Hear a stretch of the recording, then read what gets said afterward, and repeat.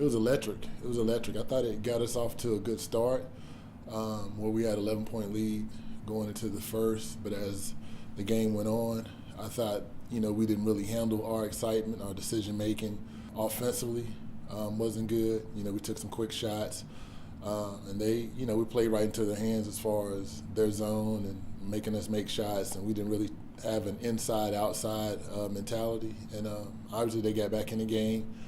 And then we got our rhythm towards the end, which our crowd helped us in that aspect as well, and was able to finish the game, with a victory. Yeah, it's a lot of pressure, being an Aggie and then just understanding the expectations, and we're not supposed to like the Eagles, and, we're supposed to win every time we meet, no matter where we meet, So, there's a little bit of pressure and a little bit of desire to satisfy and live up to those expectations. Yeah, well, being that was the second time we rescheduled it, I thought we benefited a little bit more. The last reschedule, we had a game on Saturday, Monday, and then we're supposed to play on Wednesday. This past week we had Central on Saturday, was able to take a day off on Sunday to get our legs back and, obviously prepare Monday and Tuesday. They played Saturday and Monday, and I just think, from a, rest standpoint, it benefited us. We won. And again, my young women defensively did a heck of a job, turning them over 25 times. Our thing is still trying to find an offensive rhythm. But again, we'll take the victory. Yeah, my first 2 years, we were that type of team. We were actually nationally ranked defensively. I think the thing with this group is the timing of when they turn it up a little bit, because we've, faced a lot of adversity on the road, and obviously, at home where we weren't hitting shots and had to rely on our defense to get us easy baskets. The thing I would say about this group, they respond.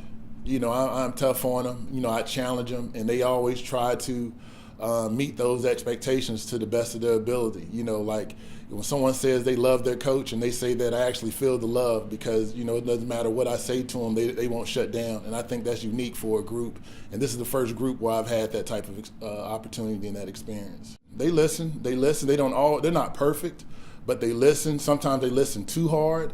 But and that is the biggest thing, just how they respond. And like I said, I don't really think they understand what they're doing and what they have the potential to do. They're just playing and just hoping that in the end that I'm pleased with their performance. And so far, so good. We still got to grow and get better, but as long as we're winning, I'm fine with that.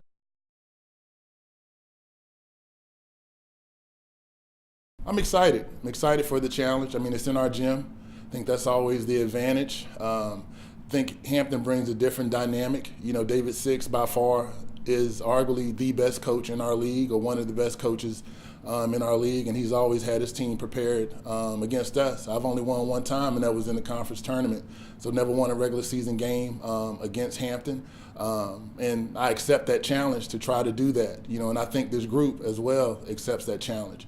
We're going to take care of the ball. I think we take care of the ball. We have the size advantage. We dominate on the glass. We'll come out with a victory. Seniors, the ones in particular who have been a part of a championship in some of those teams, Kayla Green and Consuela Story, making sure that they understand. And then obviously my coaching staff and I, we preach every day that it's about how we defend people. Shot is not going to fall. I have a young group outside of those seniors, so it's to be expected with them to struggle a little bit at this time of the season as far as hitting shots. But I think it goes back to offensive continuity. You say we had some explosive talent then, which we did, but I think we have even more now.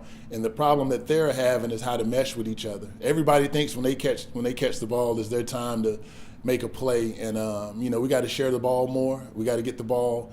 We were pretty formidable inside. Alexis Laceers, Consuela Story, Jay Scaife. We got Sharnice Tyler back. So we got to really build off of them, work on high percentage shots, and then that'll help our low percentage shots, which is outside on the perimeter. Well, they're a much better team than we played then. They've got a couple of conference wins. Coach Burzich, again, she comes from the David Six tree, so she really challenges her young women.